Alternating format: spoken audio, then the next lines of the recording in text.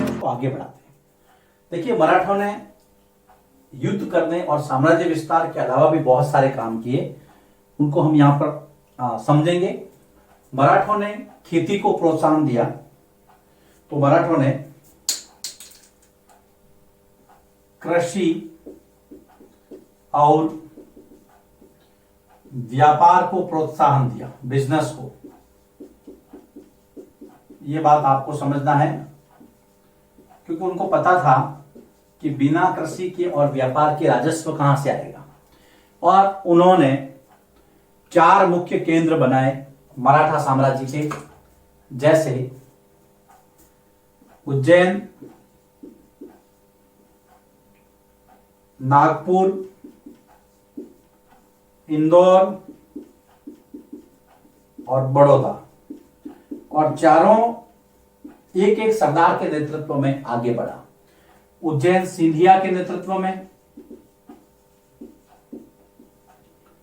नागपुर भोंसले के नेतृत्व में, इंदौर होलकर के नेतृत्व में और बड़ौदा गायकवाड़ के नेतृत्व में। 4 केंद्र, 4 नेता, यह आपको ध्यान में रखना है। इस समय वाणिज्यिक और सांस्कृतिक केंद्र भी स्थापित हुए। वाणिज्यिक का मतलब है व्यापार। वाणिज्यिक व सांस्कृतिक केंद्र विकसित हुए। अब कौन कौन से थे वो अभी समझते हैं हम इसको। कौन कौन से वाणिज्यिक केंद्र थे, कौन कौन से सांस्कृतिक केंद्र थे। चंदेरी, जो कि मध्य प्रदेश में है, मराठों के प्रयास से चंदेरी के जो रेशमी वस्त्र थे अब पुणे में बिकने लगे। ये व्यापार की प्रगति थी। चंदेरी के रेशमी वस्त्र, चंदेरी के रेशमी वस्त्र पुणे में बिकने लगे। इसका मतलब व्यापार फला फूला। और क्या क्या विकास हुआ देखिए। रेशमी वस्त्रों के अलावा दक्षिण में नागपुर और पुणे ये व्यापार के केंद्र थे मराठों के अधीन। दक्षिण में नागपुर और पुणे। तो अगर उत्तर और उत्तर पूर्व की अगर हम बात करें, उत्तर की बात करें, अगर मान लो कि वहां पर लखनऊ और इलाहाबाद, उत्तर में लखनऊ तथा इलाहाबाद व्यापारिक केंद्र बने। याद रखना, मराठों के काल में यहां पर व्यापार का प्रचार प्रसार और विस्तार हुआ, क्योंकि बिना व्यापार के साम्राज्य के अंदर पैसा कहां से आएगा। अब देखिए, मराठों की जब बात चलती है तो बाजीराव प्रथम का जिक्र जरूर आता है, 1720 से 1740। ये ध्यान रखने योग्य बात है। बाजीराव प्रथम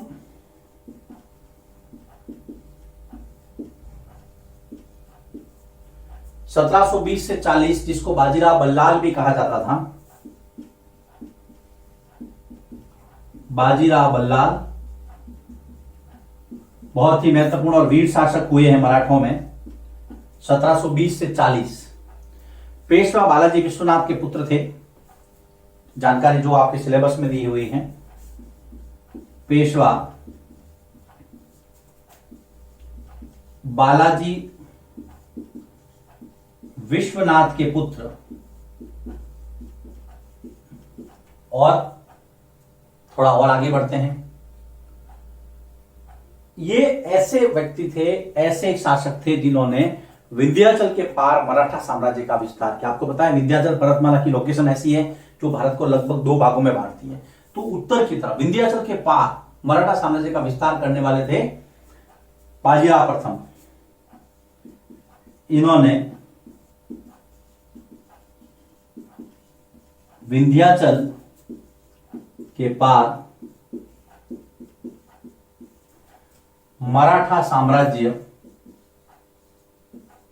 का विस्तार किया। मराठा साम्राज्य का विस्तार किया। और क्या, कौन कौन से वो क्षेत्र थे जहां पे इनका विस्तार हुआ, सेनाएं जो हैं आगे बढ़ी? मालवा मध्य प्रदेश, बुंदेलखंड गुजरात, है ना, मालवा, बुंदेलखंड, गुजरात, उसके अलावा पुर्तगालियों के साथ युद्ध किए बाजीराव प्रथम ने। तो ये बाजीराव प्रथम के बारे में जानकारी दी हुई है। अब देखिए आगे चलते हैं। अब हम बात करते हैं जाटों की, लेकिन उसके पहले थोड़ा इसको समझ लेते हैं जो जो हमने पढ़ा है। मराठों को हमने आगे बढ़ाया कि मराठों ने खेती और व्यापार को प्रोत्साहन दिया। मराठा साम्राज्य 4 भागों में 4 नेताओं के नेतृत्व में आगे बढ़ा। उज्जैन में सिंधिया थे, नागपुर में भोसले, इंदौर में होलकर और वडोदरा में गायकवाड़। चारों किताब में 2 ही दिए हैं, ये इंदौर और उज्जैन, लेकिन 4 भाग थे। राजधानी इनकी पुणे थी। मराठा साम्राज्य की राजधानी इन्होंने बनाई थी, वो बनाई थी पुणे। याद रखना, लिख सकते हैं राजधानी कहां थी इनकी? मराठा साम्राज्य की राजधानी पुणे थी और 4 जगहों से संचालित होता था। और पेशवा जो है वो प्रधानमंत्री के रूप में मुख्य शासक थे। वाणिज्यिक और सांस्कृतिक केंद्र विकसित हुए इनके काल में। एग्जाम्पल दिया, चंदेरी के रेशमी वस्त्र पुणे में बिकने लगे, तो दक्षिण में नागपुर और पुणे, उत्तर में लखनऊ और इलाहाबाद जैसे व्यापारिक और सांस्कृतिक केंद्र स्थापित हुए। फिर एक शासक बाजीराव प्रथम का, बाजीराव बल्लाल का विवरण दिया 1720 से 40। पेशवा बालाजी विश्वनाथ के पुत्र थे जिन्होंने विंध्याचल पर्वतमाला के पार अपने साम्राज्य का विस्तार किया। ये मालवा, बुंदेलखंड, गुजरात और पुर्तगालियों का यहां पर जिक्र किया हुआ है। ये है मराठों के जो टॉपिक बाकी था इस चैप्टर का, वो अब हम आगे बढ़ते हैं। और इस चैप्टर का जो समापन होगा वो होगा जाट महाशक्ति के साथ। उस समय जाटों की क्या स्थिति थी, उन्होंने किस प्रकार से मुगलों का प्रतिरोध किया और खुद को स्वतंत्र रखा। हम पढ़ रहे हैं 18वीं शताब्दी के नए राजनीतिक गठन, क्या क्या चेंजेस हुए थे। लिखिए इसको, फिर हम आगे बढ़ते हैं। मराठों के बाद में अब हम बात करते हैं जाट साम्राज्य की। देखिए बेटा, जाट साम्राज्य जो है वो शुरुआत हुई थी इसकी गोकुल के नेतृत्व में। जाट साम्राज्य की शुरुआत हुई थी गोकुल के नेतृत्व में, लेकिन इसका जो विस्तार हुआ 17वीं और 18वीं शताब्दी में। 17वीं और 18वीं शताब्दी में जाट नेता चूड़ामन, 17वीं 18वीं सदी में जाट नेता चूड़ामन, हाँ 17वीं और 18वीं शताब्दी में जाट नेता चूड़ामन ने दिल्ली के पश्चिमी इलाके पर कब्जा करके अपना प्रभुत्व स्थापित किया। चूड़ामन ने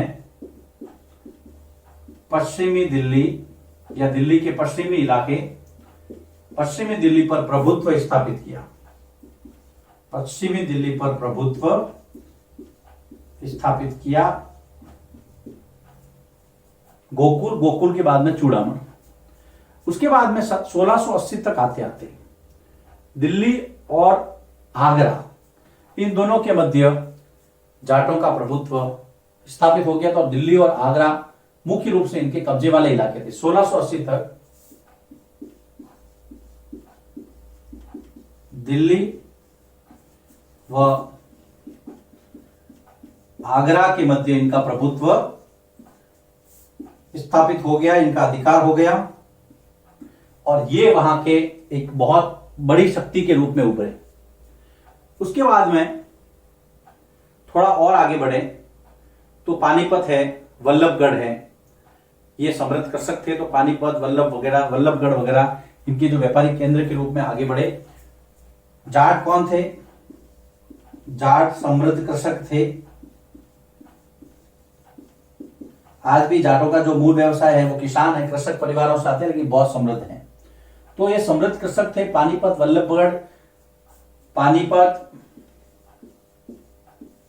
वल्लभगढ़ इनके व्यापारिक केंद्र थे। यहां पर इनका प्रभुत्व भी था और इनके व्यापारिक केंद्र भी थे। पानीपत, और पानीपत हरियाणा में है ना, दिल्ली से लगता हुआ इलाका है। थोड़ा आगे बढ़ते हैं। जाटों की जो ताकत आगे बढ़ी बेटा, वो बढ़ी राव राजा सूरजमल के समय। राव राजा सूरजमल ने भरतपुर की स्थापना की। तो राव राजा सूरजमल ने भरतपुर की स्थापना की राजस्थान में। बहुत महत्वपूर्ण शासक था ये जाटों का, और इनको जाटों का अफलातून कहा जाता है। बहुत जाटों का अफलातून, बहुत ही बलिष्ठ और प्रतापी शासक, जाटों में सर्वाधिक प्रतापी शासक। सर्वाधिक प्रतापी मतलब शक्तिशाली, सर्वाधिक प्रतापी जाट शासक कौन? राव राजा सूरजमल। याद रखना है, राव राजा सूरजमल सर्वाधिक प्रतापी जाट शासक। इन्होंने राजस्थान के अंदर, भरतपुर के अंदर लोहागढ़ दुर्ग का निर्माण करवाया। याद रखना, लोहागढ़ दुर्ग जिसको मिट्टी का किला भी कहते हैं, और ये अजय दुर्ग है। अजय मतलब जिसको किसी ने जीता नहीं हो। भरतपुर में लोहागढ़ दुर्ग का निर्माण करवाया। लोहागढ़ दुर्ग का निर्माण करवाया, जिसको मिट्टी का किला भी कहते हैं, लेकिन ये अजय दुर्ग है, इसको कोई आज तक जीत नहीं सका है। ये अजय दुर्ग है। दुर्ग का मतलब किला, अजय मतलब जिसको कोई जीता नहीं।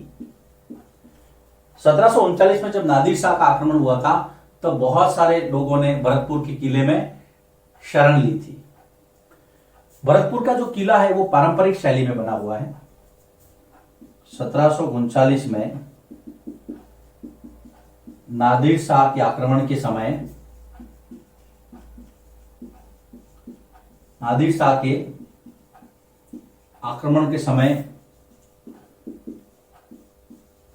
अनेक लोगों ने यहां शरण ली थी। ये ध्यान में रखना है। अब हम भरतपुर के अंदर कुछ और बात करते हैं।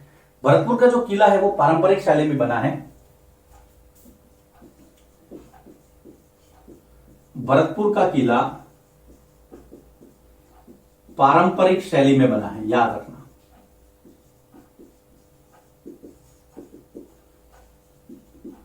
लेकिन जाटों ने डीग के अंदर, डीग में आमेर और आगरा दोनों की शैलियों का समन्वय करके जल महल बनवाए। याद रखना, डीग भरतपुर में है। डीग कहीं दीग भी आता है, डीग और दीग एक ही है। डीग में जल महल अर्थात फव्वारों की नगरी कहा जाता है।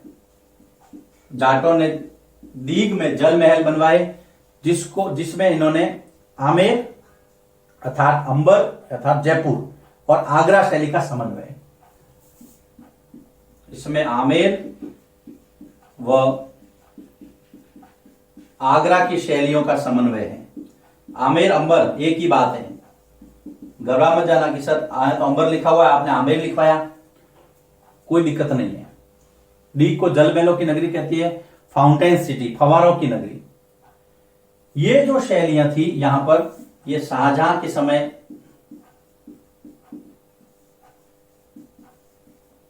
ये शाहजहां के समय शुरू हुई थी। और शाहजहां का जो काल है वो स्थापत्य के अंदर, मुगलों के अंदर बहुत सबसे बेहतरीन माना जाता है। चित्रकला में जहांगीर और स्थापत्य में शाहजहां। तो ये आपको ध्यान में रखना है। जाटों के बारे में ये चीजें यहां पर बताई गई हैं। देखिए क्या क्या था, वापिस हम देखते हैं इसको। जाट साम्राज्य गोकुल के नेतृत्व में स्थापित हुआ। 17वीं-18वीं शताब्दी में जाट नेता चूड़ामण ने पश्चिमी दिल्ली पर प्रभुत्व स्थापित किया। 1680 तक आते आते आगरा और दिल्ली के मध्य इनका प्रभुत्व स्थापित हो गया। जाट मूलतः समृद्ध कृषक थे, आज भी व्यापार इनका मुख्य पेशा है। पानीपत और वल्लभगढ़ जैसे इनके केंद्र बन गए, जिसमें व्यापार भी होता था। यहाँ पर इनका प्रभुत्व भी था। सबसे इंपॉर्टेंट है भरतपुर के राव राजा सूरजमल, जिनको जाटों का अफलातून कहा जाता है, सबसे प्रतापी शासक थे। इन्होंने लोहागढ़ दुर्ग का निर्माण कराया भरतपुर में, जिसको मिट्टी का किला भी कहा जाता है। और ये अजय दुर्ग है। 1739 में जब नादिर शाह ने आक्रमण किया था तो काफी लोगों ने यहाँ शरण ली थी। भरतपुर का किला जहां पे पारंपरिक शैली में, वहीं पे दीग भरतपुर के जो जल महल है वो आगरा और आमेर की जो शैलियां हैं उनको इनके समन्वय से बना हुआ है। जल महलों को यहाँ पे बाग महल भी है, बाग महल भी इसके साथ ही आप लिख लीजिए, बाग महल।